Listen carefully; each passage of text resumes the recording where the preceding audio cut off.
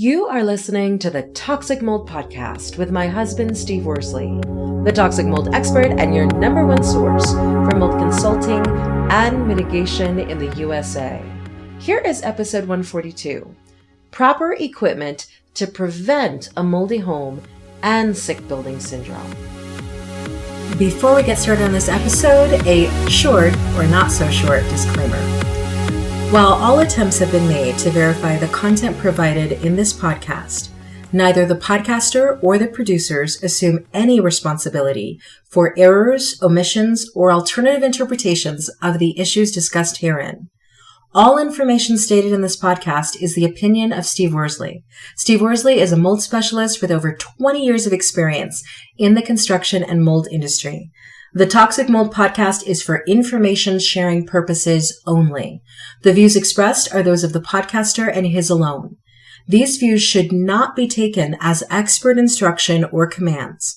While there may be references to medical conditions and symptoms, all solo podcast episodes are the opinion of Steve Worsley, and any medical questions or concerns shall be addressed with the appropriate licensed medical professional or professionals.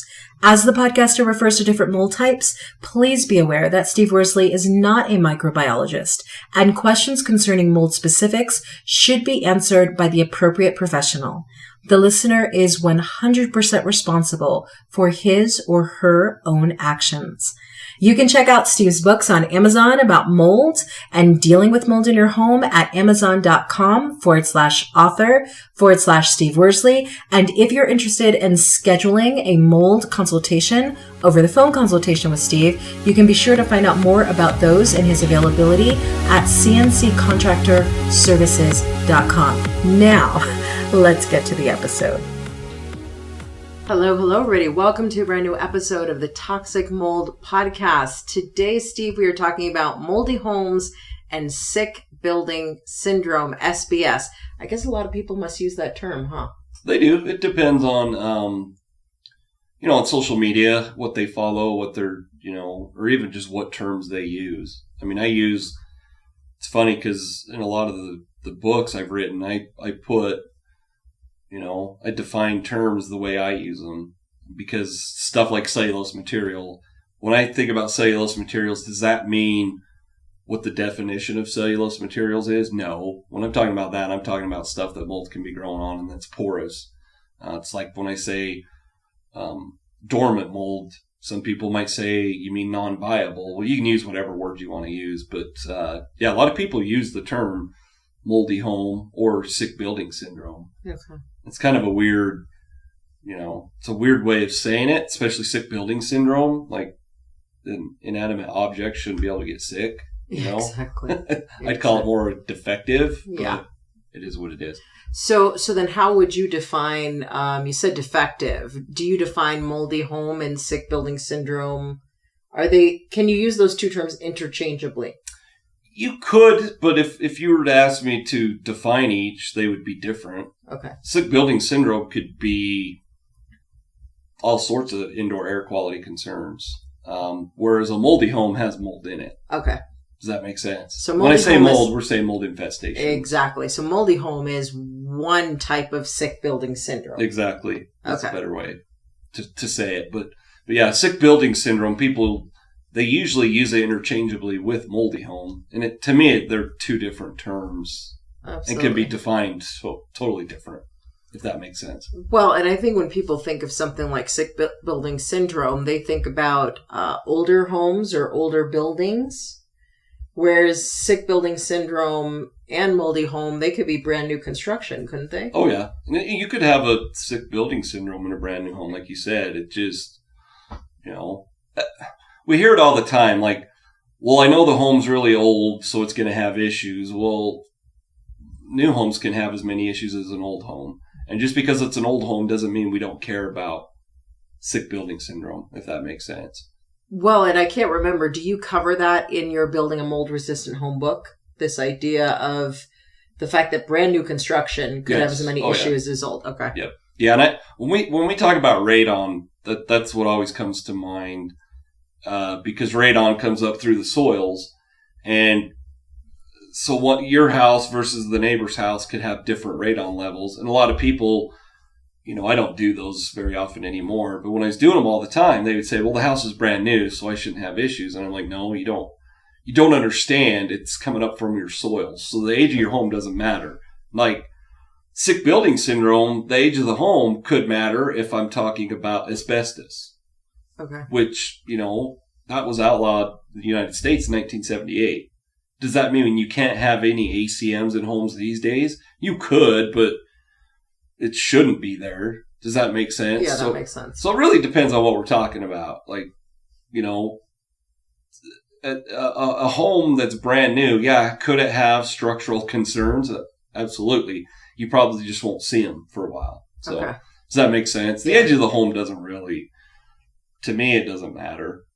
Absolutely. So it's a lot of how it was built, what materials were used to build it, and also what are the habits you're using while occupying the home. Exactly. Yeah. I mean, it's, we've talked about it. It's, there's a lot of people that take a lot of pride in what they buy. And then there's a lot of people that think they can buy a home and not have to do anything because it's brand new. Mm-hmm. We talked about that a month or so ago. And just because you pay $800,000 for a house doesn't mean that it's fine. Exactly. And just because it's brand new doesn't mean it's fine. It's one of the most common questions I had when I was doing home inspections is, well, I don't need a home inspection because it's brand new. The code inspector inspects it. And I would always say, this is your largest purchase, and you do realize that I don't work for the city or county. I don't work for whatever municipality. I'm not a code inspector. I'm actually here to protect you as the buyer, if that makes sense. Yeah. But a lot of people they have that misconception that new means it's fine. Exactly. When that's not the case. How many new vehicles have we purchased and they still have issues? Exactly. So that's a good analogy. So when people are thinking about sick building syndrome or SBS or a moldy home, what are some of the pieces of equipment that you would recommend they purchase just so that they could be proactive? So, these are things that I know our listeners could purchase that I'm not going to tell them to go out and buy ozone machines and HEPA vacuums and air scrubbers. That's stuff we use as professionals.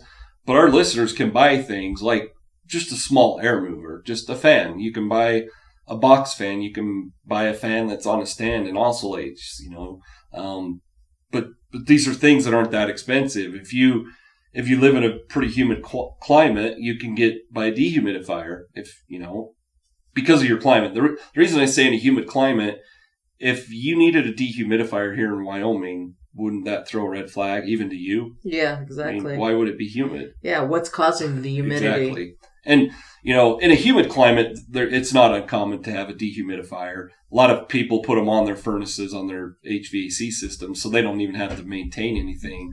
But we just talked about air purifiers in the last episode. Mm-hmm. They can buy something like that. Higher CFM exhaust fans for their bathrooms.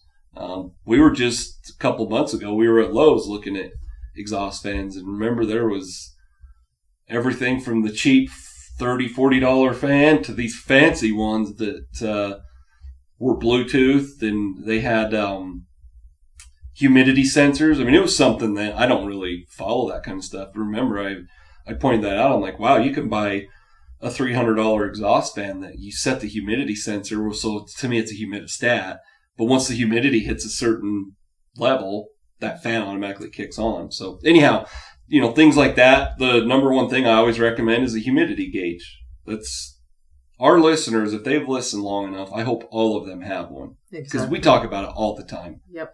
I mean, it's something we put in the mold box. That's how important it is to me. Another thing, I mentioned that, our listeners aren't going to go out and buy HEPA vacuums. What I mean by that is the high dollar ones. Mm-hmm. But you can buy a vacuum that's a HEPA vacuum that will filtrate a lot more stuff. And then another thing too is HEPA filters for your furnace. A HEPA filter versus a cheap filter. One's going to do pretty much, I'm not sure how to word this in the proper terms, but it's not going to do what it should do. It's not going to be as efficient as a HEPA filter. Mm-hmm. A HEPA filter, just like this chart, once you get down to the purple and green, you're going to filtrate more things. Exactly. But anyhow, and then a shop vac. A shop vac's always handy. Yeah. How often do you see me grab my little handy? A lot. I mean, I use it for many things. And it, those are just little pieces of equipment that our listeners could have that if they were to have a moisture intrusion event or elevated humidity levels, they could see it with the equipment that we're recommending.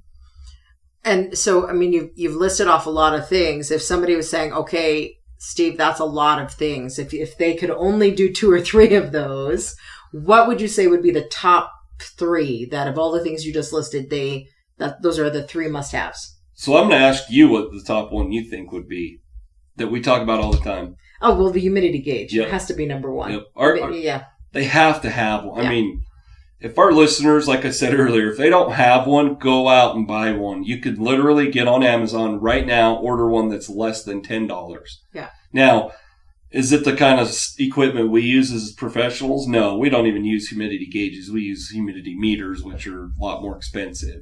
But there's no reason they cannot go out and buy a humidity gauge. They literally, well, you go to Starbucks. What is a cup of coffee or whatever you get? $10? $4. Oh, well, they could still buy a cheap humidity gauge. I guess I thought Starbucks was a little more. No. But, there's no reason they shouldn't have that humidity gauge. The next thing would be a shop vac. We just talked about how often I use the shop vac. They're so handy. And most shop vacs, I'm not going to say all of them, but most of them you can use. It's a wet dry vac. So if you had a moisture intrusion event or your child killed your goldfish because they overfed it, you could suck the water out of the goldfish tank. So a wet dry shop vac is very handy.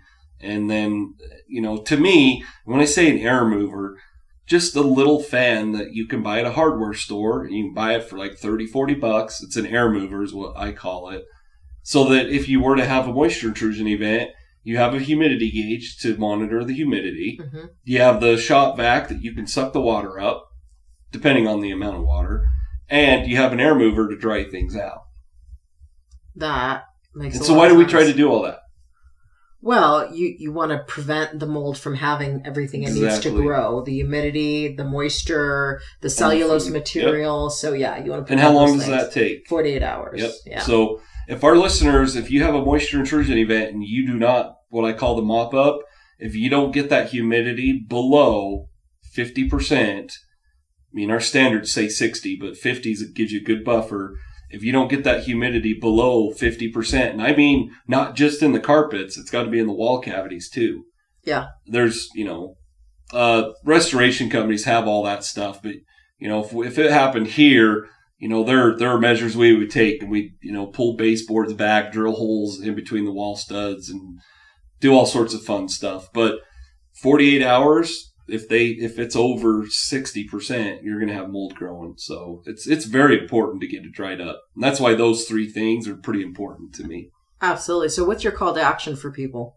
Well, we keep talking about it. And so if they don't do it, then I'm not sure what to tell them. But if you do not have a humidity gauge, go buy one. And if you're going to buy one, at least get a 2-pack or a 4-pack.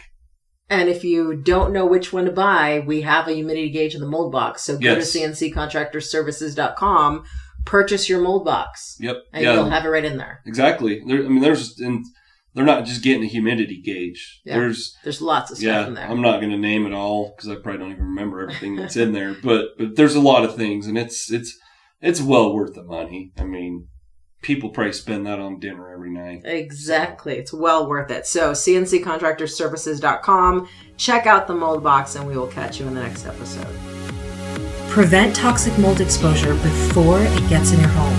Download Steve's free mold investigation checklist at tinyurl.com/CNC mold checklist. Again, download Steve's free mold investigation checklist at tinyurl.com/CNC mold checklist.